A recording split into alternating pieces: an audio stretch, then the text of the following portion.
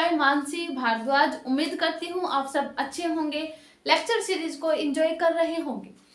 Previous video lecture में मैंने हमारा जो चैप्टर नंबर 7 था दैट इज सेंट्रल मोशन, उसको हमने कंप्लीट किया था, जिसमें मैंने अलग तरीके की जो जितने भी हमारी बॉडीज थी उसको हमने एग्जाम्पल के साथ कवर किया। उनका हमने मोमेंट ऑफ इनर्शिया निकाला।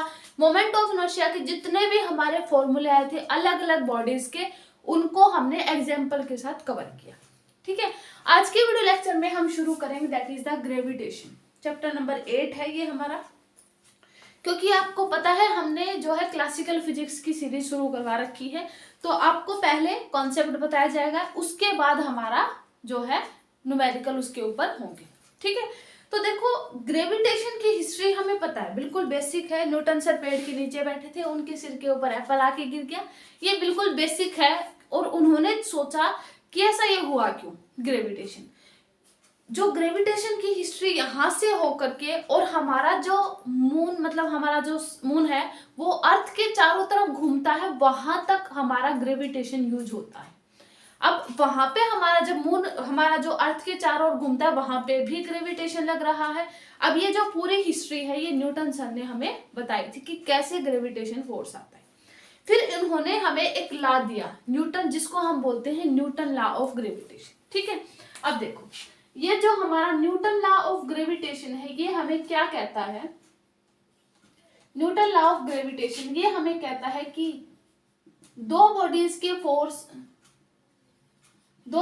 के बीच में लगने वाला फोर्स जो होता है वो किसके डायरेक्टली प्रोपोर्शनल होता है। वो जो हैवी बॉडीज हैं, दो बॉडीज हैं m1 m2, उनके बीच में जो उनका जो मास है उनके प्रोडक्ट के डायरेक्टली प्रोपोर्शनल होगा, और इनवर्सली प्रोपोर्शनल होगा उनके परपेंडिकुलर, मतलब उनकी जो लाइन ज्वाइनिंग है, मतलब उनकी जो सेंट्रल डिस्टेंस है उनकी इनवर्सली प्रोपोर्शनल होगा स्क्वायर के।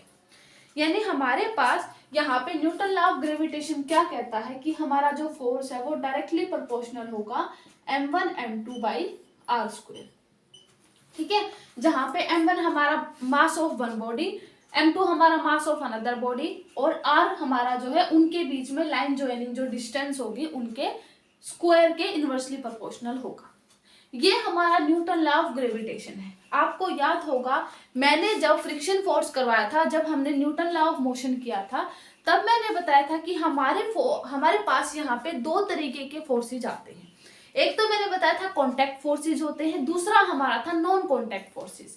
कॉन्टैक्ट फोर्सेज में मैंने बताया था कि अगर दो बॉडीज के बीच में कॉन्टैक्ट होता है तब जो फोर्स लगता है उसे हम कॉन्टैक्ट फोर्सेज बोलते हैं। लेकिन अगर हमारी बॉडी भी दूर दूर है, उनके बीच में कोई कांटेक्ट नहीं हो रहा, फिर भी वो एक दूसरे के ऊपर फोर्स लगा रही हैं, वो हमारे नॉन कांटेक्ट फोर्सेस थे।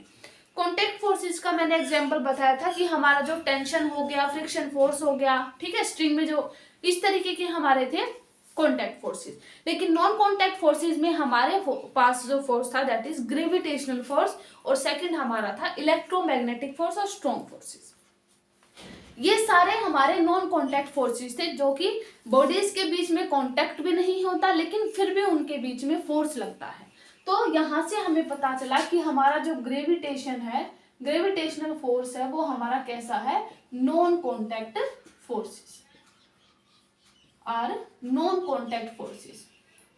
ठीक है, नॉन कांटेक्ट फोर्सेस होते हैं यानी इनके बीच में कोई कांटेक्ट नहीं होता लेकिन फिर भी इनके फोर्स लगता है। ठीक है, अगर हम किसी बॉडी को मान लिया ऊपर की ओर प्रोजेक्टाइल करते हैं तो वो नीचे आ जाता है, लेकिन उसने तो पृथ्वी के साथ कोई मतलब हम ऐसे बोल सकते हैं इंटरेक्शन ही नहीं किया, लेकिन फिर भी वो वापस पृथ्वी मतलब अर्थ की तरफ आया।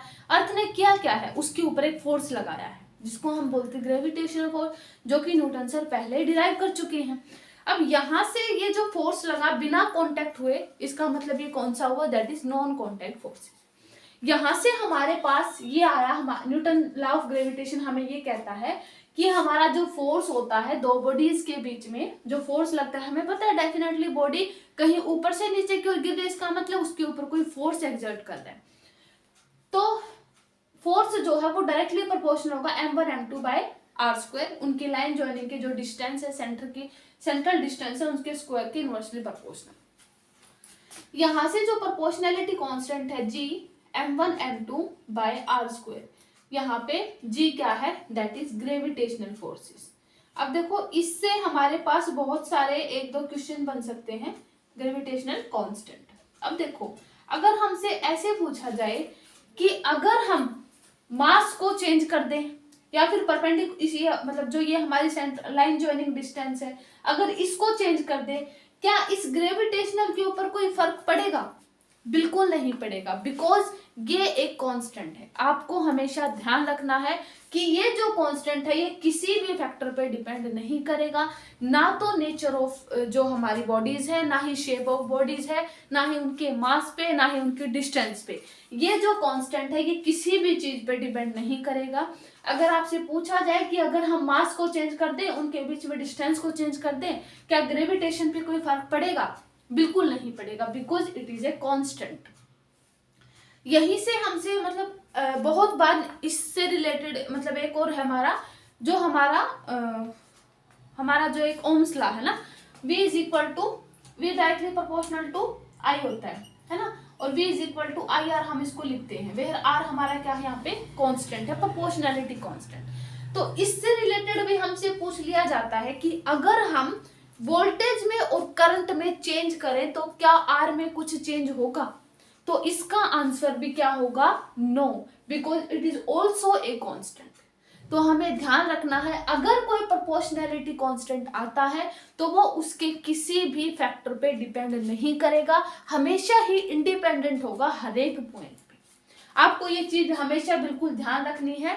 ये बहुत बार मतलब खुद वैसे ही इंटरव्यू में, मैं कहीं इंटरव्यू देने गई थी, मेरे से पूछा गया था कि अगर यहाँ पे वोल्टेज और करंट में चेंज कर दिया जाए क्या आर में कुछ चेंज होगा? तो इसका आंसर हमें बताना है no, because it is a proportionality constant. ये इनके किसी भी फैक्टर पे डिपेंड नहीं करेगा। क्लियर हुआ आपको?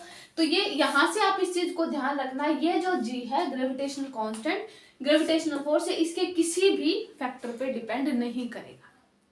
क्लियर हुआ? इसकी अब हम इंपॉर्टेंट कुछ प्रॉपर्टीज देखेंगे। अब देखो इस जो जी की वैल्यू होती है वो हमारे पास फर्स्ट क्या होती है, फर्स्ट देखते हैं हम, दैट इज 6.67 इंटू 10⁻⁻11। अब इसकी यूनिट क्या होगी? यूनिट हम यहां से देख सकते हैं, जी m1m2/r² है, तो अगर हम जी निकालेंगे तो FR² बाय m1m2। ठीक है, तो यहां से देखो फोर्स का न्यूटन मीटर स्क्वायर और kg माइनस। क्लियर हुआ? तो यहां से यूनिट क्या आ गई? Newton metre kg minus metre square. Clear हुआ? ये हमारे जी की यूनिट आ गई। अब देखो इस रेंज के कारण ही, अब देखो मैंने जो फोर्सेस बताए थे जब मैंने न्यूटन लॉ ऑफ मोशन करवाए थे, कि हमारे पास 4 तरीके के मैंने फोर्सेस बताए थे, strong forces, weakest forces, contact, मतलब जो मैंने बताए थे, उन चारों फोर्सेस में से सबसे ज्यादा वीकेस्ट हमारा ग्रेविटेशनल फोर्स होता है। अब इसका रीजन क्या है? क्योंकि इसकी इस रेंज के कारण हम देख सकते हैं कि 6.67 है, साथ में हमारे पास 10⁻⁻11। -11 का मतलब आप सोच सकते हैं कितना स्मॉलेस्ट वैल्यू है। इसका मतलब इस रेंज के कारण ही ये हमारा ग्रेविटेशनल फोर्स जो होता है सबसे वीकेस्ट फोर्स होता है, आप ध्यान रखना। ठीक है, तो gravitational force is the weakest forces. ठीक है, gravitational force is the weakest forces. Clear हुआ? ठीक है, एक हमारी ये हो गई कि इसकी जो यूनिट होती है वो ये होती है, वैल्यू ये होती है, ग्रेविटेशनल हमारा वीकेस्ट फोर्सेस होता है। थर्ड प्रॉपर्टी अगर हम देखें इसकी ये होगी कि ये जो है ना तो किसी जो हमारी बॉडीज होंगी ना तो उसकी शेप पे डिपेंड करेगा, ना ही उसके साइज पे डिपेंड करेगा, ना ही और अलग जो हम जो एक्सेलरेशन ड्यू टू ग्रेविटी निकालेंगे उसका अलग होगा। ठीक है, ना ही उसके शेप पे डिपेंड करेगा, ना ही उसकी मासेस पे डिपेंड करेगा, ना ही उसके आर पे डिस्टेंस मतलब वो डिपेंड करेगा। ठीक है, तो यहां से हम अंदाजा लगा सकते हैं इसकी कुछ एक दो प्रॉपर्टीज हो गई। ठीक है, अब कुछ बेसिक प्रॉपर्टीज हैं। अगर ग्रेविटेशनल फोर्स के बारे में पूछ लिया जाए तो आप, ये बिल्कुल बेसिक थी, बिल्कुल ये अब तक का बिल्कुल बेसिक चलता रहा है जो अब तक हम करते आ रहे हैं। अब इसकी कुछ हम बेसिक प्रॉपर्टीज देखेंगे। अगर हमसे कुछ मतलब कहीं पे पूछ लिया जाए एग्जाम में, तो उसको हम कैसे लिखेंगे, क्योंकि उनको तो हमें लाइन वाइज लिखना पड़ेगा मार्क्स लेने के लिए, है ना। ये तो बिल्कुल छोटे छोटे थे, इनको आप ऐसे भी लिख सकते हैं, ग्रेविटेशन के बारे में लिखे तब। ठीक है, अब इनकी हम कुछ प्रॉपर्टीज लिखते हैं जिनको आपको एग्जाम में, अब ये हमारी कुछ प्रॉपर्टीज हैं जो हमारा ग्रेविटेशनल फोर्स था उसकी। सबसे पहले ये हमारा डायमेंशन है। ग्रेविटेशनल फोर्स के डायमेंशंस क्या होते हैं, m-1 L3 t-2। इसको आप ऐसे भी निकाल सकते हैं कि F is equal to G m1 m2 by R square. ठीक है, तो यहां से हमारा क्या है, जी कांस्टेंट है, आप इसके डायरेक्टली इसके जो है डायमेंशन निकाल सकते हैं। ठीक है, it is always attractive in nature while E and, मतलब इलेक्ट्रिक एंड मैग्नेटिक फोर्सेज जो है वो अट्रैक्टिव एंड रिपल्सिव हो सकते हैं, लेकिन जो हमारा ग्रेविटेशनल फोर्स है वो हमेशा क्या होगा, अट्रैक्टिव इन नेचर। हमें पता है बॉडीज को ऑलवेज अट्रैक्ट करता है, तो ये हमेशा अट्रैक्टिव नेचर में होगा। थर्ड हमारा होगा it is independent of medium, जो कि मैंने बताया था कि हमारा जो ये फोर्स है ये ना तो किसी मीडियम पे डिपेंड करेगा, ठीक है, of the particle, while electric and magnetic force जो है डिपेंड करते हैं नेचर ऑफ मीडियम पे। हमें पता है इलेक्ट्रिक और मैग्नेटिक फोर्सेस डिपेंड करेंगे बिल्कुल। उसके बाद does not depend nature and size of body, nature and size of body पे भी डिपेंड नहीं करता। उसके बाद it holds good over a wide range of distances, मतलब अगर हमारी दो बॉडीज के बीच में डिस्टेंस ज्यादा है तो ये ज्यादा अच्छे से होल्ड करेगा। ठीक है, और it is A central force. Central force हमें पता है कि इस तरीके की हमारी दो बॉडीज हैं, यानी लाइन ज्वाइनिंग के अलोंग हमारा जो ग्रेविटेशनल फोर्स है वो एक्ट करता है। ठीक है, इसका मतलब यही है कि acts along line joining centre of the two interacting body. ठीक है, उसके बाद इट इज कंजर्वेटिव फोर्स। हमेशा कंजर्वेटिव फोर्स क्या होता है, दैट इज पाथ इंडिपेंडेंट, यानी ये उस चीज पे डिपेंड नहीं करता कि उसने पाथ के कहां से कहां लिया है, सिर्फ कहां किस पे डिपेंड करेगा, उसकी इनिशियल और फाइनल पोजीशन पे, पाथ पे डिपेंड नहीं करेगा। कंजर्वेटिव इन नेचर यानी पाथ इंडिपेंडेंट होगा। ठीक है, ये हमारा ग्रेविटेशन फोर्स था और उसकी कुछ प्रॉपर्टीज थी। ठीक है, तो ये हमारा हो गया ग्रेविटेशनल फोर्स। उसके बाद हमारे पास एक और टर्म आती है that is acceleration due to gravity.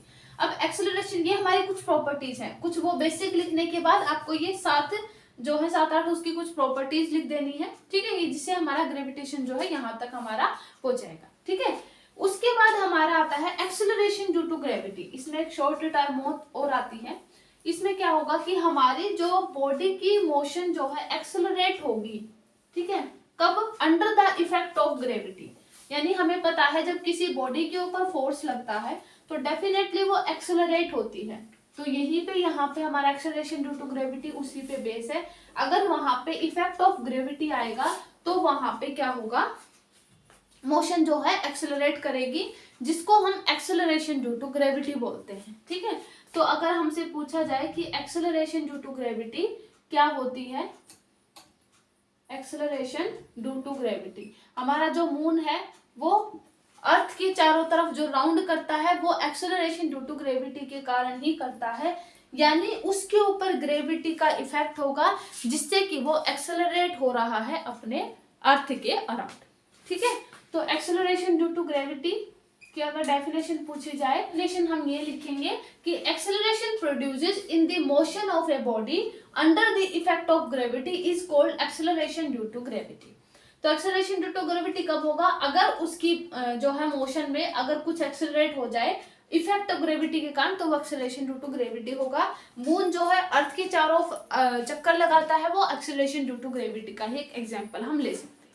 ठीक है, अब देखो ये जो एक्सेलरेशन ड्यू टू ग्रेविटी है, हमें पता है इसके सारे ही ग्रेविटेशन के एग्जाम्पल है कि मान लिया कि हमारा जो एप्पल है वो नीचे की ओर आ रहा है, अर्थ उसको अट्रैक्ट कर रही है, तो अर्थ के उस ग्रेविटी के फोर्स के कारण ही उसमें एक्सेलरेशन आ रहा है। तो यानी हम मान सा है F इज इक्वल टू क्या होता है, G m r स्क्वायर, ये होता है। ठीक है, अगर यहाँ पे फोर्स जो है mg को हम ले, क्योंकि हमें पता है फोर्स हमारा मास इनटू एक्सेलरेशन होता है, लेकिन यहाँ पे ग्रेविटी का कॉन्सेप्ट है, तो एक्सेलरेशन को हम एक्सेलरेशन ड्यू टू ग्रेविटी लिखेंगे, यानी फोर्स को हम mg भी लिख सकते हैं। ठीक है, is equal to G m r square. ठीक है, ये हमारा क्या आया है, क्योंकि हमें पता है according to Newton second law of motion that is ma। अब ये एक्सेलरेशन है, ये यहाँ पे एक्सेलरेशन ड्यू टू ग्रेविटी, क्योंकि ग्रेविटी के कारण ही एक ग्रेविटी एक अट्रैक्शन है, उसके कारण ही बॉडी में एक्सेलरेशन हो रहा है। तो ये एक्सेलरेशन है, ये एक्सेलरेशन ड्यू टू ग्रेविटी में मैंने यहाँ पे चेंज किया है। तो mg is equal to G M M by R square, यानी यहाँ पे g की वैल्यू कितनी आ गई, that is g is equal to G M by R square. ठीक है, अब आप यहाँ से एक्सेलरेशन ड्यू टू ग्रेविटी से अंदाजा लगा सकते हैं कि हमारी ये एक्सेलरेशन ड्यू टू ग्रेविटी किन किन फैक्टर पे डिपेंड करती है। ठीक है, क्योंकि हमें पता है कि हमारी जो डेंसिटी होती है वो मास पर यूनिट वॉल्यूम होती है। अब हमें मास निकालना है तो रो इंटू वी, है ना। तो यहाँ पे देखो g बाय आर स्क्वायर, मास को हम ऐसे लिख सकते हैं, वॉल्यूम हमारा 4/3 पाई आर की क्यूब इंटू रो। ठीक है, आर से हमारा एक आर बचेगा, है ना, आर स्क्वायर गया, एक आर बचेगा। तो यहाँ पे ये बना g is equal to 4g/3 pi r rho. ठीक है, इसका मतलब एक्सेलरेशन ड्यू टू ग्रेविटी किन किन चीजों पे डिपेंड करेगा, हमारा रेडियस मतलब जो उनके बीच में डिस्टेंस है उस पे, डेंसिटी पे और इन पे, है ना, ये तो हमारा कांस्टेंट ही है, तो आर और रो पे डिपेंड करेगा। ठीक है, अगर हम यहाँ से देखें तो मास पे भी डिपेंड करेगा। इन पे बेस हम न्यूमेरिकल करेंगे, जिससे आपको क्लियर होगा कि अगर इन पे बेस न्यूमेरिकल बनते हैं तो उनको हम कैसे सोल्व करेंगे। तो एक्सेलरेशन ड्यू टू ग्रेविटी मास पे भी डिपेंड करेगा, उनके बीच में डिस्टेंस है उस पे भी डिपेंड करेगा, डेंसिटी पे भी डिपेंड करेगा, मतलब ये आर तो हो गया, इनके ऊपर भी डिपेंड। इनवर्सली और डायरेक्टली आपको पता है, यहाँ से दिख रहा होगा। ठीक है, तो ये हमारी एक्सेलरेशन ड्यू टू ग्रेविटी होती है, इसका ये फॉर्मूला होता है एक्सेलरेशन ड्यू टू ग्रेविटी। ठीक है, G M by R square. ठीक है, अब इन पे बेस हम कुछ न्यूमेरिकल करते हैं, जिससे हमें अंदाजा लग जाएगा कि हमारी जो अगर बॉडीज हैं, अगर उन पे बेस न्यूमेरिकल पूछा जाता है तो वो किन किन फैक्टर पे डिपेंड करेगा और उनको हम कैसे सोल्व करेंगे। ये जो एक्सेलरेशन ड्यू टू ग्रेविटी है, अगर इसका डायमेंशन देखिए, क्योंकि acceleration due to gravity acceleration ही है एक तरीके का, तो हमारी इसके यूनिट जो डायमेंशन होंगे वो ये आ जाएंगे। ठीक है, LT-2। ठीक है, ये जो न्यूमेरिकल है आप इसको वीडियो को पॉज करना और एक बार खुद से ट्राई करना, जो कि अभी अभी मैंने रिलेशन बताया था एक्सेलरेशन ड्यू टू ग्रेविटी का, उस पे बेस है ये। ठीक है, देखो क्या गिवन है, जो एक्सेलरेशन ड्यू टू ग्रेविटी है मून की वो 1/6 है of acceleration due to gravity on earth. If ratio of density earth and moon का ये है, तो हमें ये बताना है कि जो मून की रेडियस है वो रेडियस जो अर्थ की रेडियस है उसकी टर्म में बताना है मून की रेडियस को। ठीक है, देखो अभी अभी मैंने एक्सेलरेशन ड्यू टू ग्रेविटी का रिलेशन बताया था, that is 4/3 pi rho G R. ठीक है, आपको पता है ये कैसे आया था, अभी अभी हमने किया था कि हमारे पास जो एक्सेलरेशन ड्यू टू ग्रेविटी होती है वो हमें G M by R square. ठीक है, तो जी एम बाई आर और एम की जगह पे हमने 4/3 पाई आर की क्यूब और रो लिखा था। ठीक है, यानी डेंसिटी और वॉल्यूम को। ठीक है, तो ये ऐसे लिखा था, तो आर से आर कैंसिल हो गया था, तो ये हमारा इस तरीके का आया था। ठीक है, अब देखो यहाँ से, यानी जी डायरेक्टली प्रोपोर्शनल किस पे हो गया, रो पे और आर पे। ठीक है, यानी जी एम, ठीक है, इज इक्वल टू जो भी हमारा होगा जी, हमें निकालना क्या है, जी एम और आर जी ई हमें गिवन है। ठीक है, तो देखो rho M by rho E, R M by R E और ये जी एम बाय जी ई। ठीक है, हमें ये निकालना है। ठीक है, अब देखो क्या हो जाएगा, हमें निकालना है मून की रेडियस अर्थ की टर्म में। ठीक है, तो R M by R E अगर हम निकालेंगे तो क्या होगा, देखो G M by G E into rho E by rho M, है ना, क्योंकि इस तरफ आएगा। ठीक है, अब देखो जो है अर्थ जी एम बाय जी ई हमारे पास कितना था, 1/6। ठीक है, और रो ई बाय रो एम हमारे पास 5/3 था, है ना, तो कितना आ जाएगा, दैट इज 5/18। ठीक है, लेकिन हमें, हाँ ठीक है, तो हमें मून की रेडियस को निकालना था आर ई की टर्म में, तो आर एम हमारा कितना आ जाएगा, that is 5/18 into R E. Clear हुआ, मून की रेडियस आ गई अर्थ की रेडियस की टर्म में। तो ये जो फॉर्मूला था ये बहुत ही इंपॉर्टेंट है, इसको आपको ध्यान रखना है कि अगर इस तरीके के न्यूमेरिकल पूछे जाएं तो इनका डायरेक्टली प्रोपोर्शनल रिलेशन लगा के आप निकाल सकते हैं। ठीक है, अब हम नेक्स्ट न्यूमेरिकल करते हैं जो कि हमारा रेडियस पर डिपेंड आएगा। ठीक है, जिससे आपको पता चल जाएगा कि रेडियस में अगर इंक्रीमेंट और डिक्रीमेंट होता है तो उस केस में हम जी की वैल्यू को कैसे हैंडल करेंगे। अब देखो ये हमारा नेक्स्ट न्यूमेरिकल है, इसमें हमें क्या करना है कि ग्रेविटी की वैल्यू बतानी है अगर रेडियस जो है सेंटर ऑफ अर्थ की बाय श्रिंक की जाए 1% से, यानी डिक्रीज की जाए। ठीक है, अब देखो इसमें हमारे पास जो फॉर्मूला होगा वो क्या होगा, percentage change in G is equal to 2 into percentage change in R. बिल्कुल सिंपल है। ठीक है, अगर आपसे कुछ भी यहाँ पे परसेंटेज चेंज अगर आर में डिक्रीज किया जाए इंक्रीज किया जाए तो वहां पे हमें ये लिखना है और ये परसेंटेज चेंज इन जी आ जाएगा। ठीक है, तो कितना आ जाएगा 2 इंटू परसेंटेज हमारा कितना था 1, तो 2 आ जाएगा। इसका मतलब हमारा अब क्योंकि हमें रिलेशन देखा था कि हमारे पास g is equal to G M by R square था, तो अगर उसके r में परसेंटेज यानी 2 से अगर वो चेंज हुआ है g, इसका मतलब वो g जो है क्या होगा r से इंक्रीज करेगा क्योंकि इनवर्सली प्रोपोर्शनल रिलेशन है। तो हमारा जो g होगा वो 2% क्या हो जाएगा, इंक्रीज हो जाएगा। ठीक है, अगर उसकी रेडियस में 1% श्रिंक आया है तो उसके जो ग्रेविटेशन जो एक्सेलरेशन ड्यू टू ग्रेविटी है जो जी की वैल्यू है वो हमारी 2% इंक्रीज हो जाएगी। इंपॉर्टेंट ये है फॉर्मूला, आपको याद रखना है कि change in G percentage change in G is equal to 2 into percentage change in R. ठीक है, आपको इस फॉर्मूले को ध्यान रखना है, यहां से हमारा ये न्यूमेरिकल हो जाएगा। ठीक है, वीडियो को पॉज करके आप इसको लिख लेना, मैं इसको रिमूव कर रही हूँ। अब हम करते हैं नेक्स्ट न्यूमेरिकल। अब देखो ये हमारा नेक्स्ट न्यूमेरिकल है कि जो मून है उसकी रेडियस 1/4 है दैट ऑफ अर्थ के एंड मास जो है 1/80 टाइम्स है दैट ऑफ अर्थ के। If G represent the acceleration due to gravity on the surface of earth that on the surface of the moon पे, मतलब जी एम हमें निकालना है। ठीक है, जी मून, ठीक है, बाय जी अर्थ, यानी जी मून हमें इसमें निकालना है। ये किसके डायरेक्टली प्रोपोर्शनल था, G M by R square. ठीक है, अब मास देखो और आर देखो, मास हमारा कितना है, मास ऑफ जो अर्थ और जो मास है 1/80 टाइम्स है अर्थ की। ठीक है, तो ये आ जाएगा 1/80 टाइम्स। ठीक है, और आर स्क्वायर है दैट इज 1/4 जो है मून की जो रेडियस है 1/4 ऑफ अर्थ है। ठीक है, तो मून की रेडियस है तो यानी 4/1। ठीक है, क्योंकि मून की रेडियस है वो अर्थ के 1/4 है, यानी इसका स्क्वायर क्योंकि आर का स्क्वायर। ठीक है, तो यहां से हम देखेंगे 16/80 आ जाएगा और g moon is equal to 16/80 into g of earth. ठीक है, यही हमें निकालना था, तो कितना आ जाएगा 1/5 इंटू जी, यानी हम ऐसा निकाल सकते हैं दैट इज g/5 हमारा क्या आ जाएगा आंसर।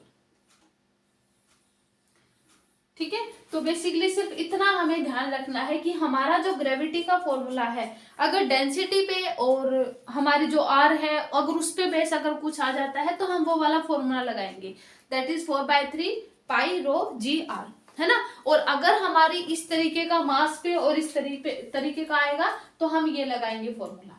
ठीक है, तो यहाँ पे बेसिकली बस इतना ही है, हमें एक्सेलरेशन ड्यू टू ग्रेविटी का फॉर्मूला याद रखना है। जो इसमें एक्सेलरेशन ड्यू टू ग्रेविटी है जो हमारी है वो अलग अलग जगह पे चेंज होती जाती है। अगर हम अर्थ से ऊपर जाएंगे तो भी हमारी ग्रेविटी चेंज होगी, अगर हम डेप्थ में जाएंगे तो भी ग्रेविटी चेंज होगी, है ना। अगर सरफेस पे रहते हैं तो भी ग्रेविटी चेंज होगी, एक्सियल लाइन पे जाएंगे तो भी ग्रेविटी चेंज होगी। मतलब हमारी ग्रेविटी जो है ये 4 तरीके से चेंज होगी, उनके अलग अलग फॉर्मूले आएंगे, उन अलग अलग फॉर्मूलों पे बेस हम न्यूमेरिकल करेंगे। आज की वीडियो लेक्चर में हम इतना ही रखते हैं। आप इसका जो कॉन्सेप्ट है वो कॉन्सेप्ट बिल्कुल बेसिक था, बिल्कुल हम जो प्रॉपर्टी है ग्रेविटेशन की सिर्फ हमें वे याद रखनी है और ये फॉर्मूला इंपॉर्टेंट है, इसको हमें याद रखना है। दोनों फॉर्मूले gravitation acceleration due to gravity के दोनों ही फॉर्मूले हमें याद रखने हैं। ठीक है, तो जो नेक्स्ट वीडियो लेक्चर में हम करेंगे कि ग्रेविटी है जो हमारी शेप पे कैसे डिपेंड करती है, चेंज कैसे होती है जब हम नीचे की ओर जाते हैं अर्थ से ऊपर की ओर जाएंगे तो कैसे चेंज होगी, एक्सियल लाइन पे कैसे चेंज होगी। वो सब हम करेंगे प्रीवियस वीडियो लेक्चर में। आज के वीडियो लेक्चर में इतना ही करते हैं। वीडियो को लाइक करें, शेयर करें। Thank you so much.